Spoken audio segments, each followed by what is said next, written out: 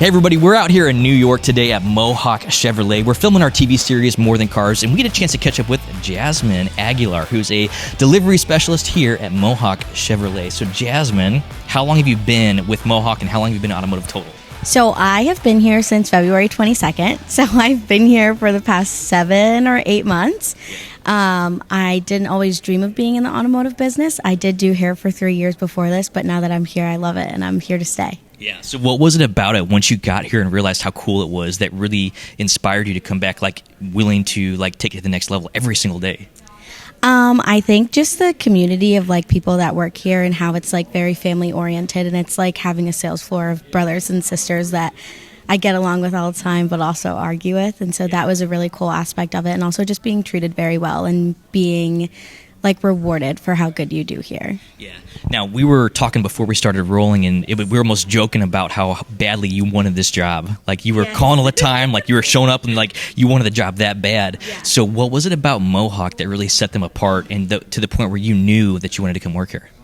Again, I think just like the management, the community, like between the customers and all my coworkers, just how family oriented it is. You look on like their Facebook page or their Instagram page and everybody's always having a really good time. And, you know, sometimes you're like, oh, that's just for show and they just do it for social media. But it's really like that once you're here and once you're in-house and see it all in person. Yeah. And, you know, it's so stereotypical or cliche for someone to say, oh, I like my job because it's like family. But literally, like, you walk around the store and you know that. Yeah. Like, it literally is that in tune, all the way up from like Andy, all the way down to sales managers like Katie. Yeah. It's very inspiring to see the team like work together towards like one exact goal that, you know, everyone's working towards, which is awesome. Yeah. So what is one of the favorite things about your job?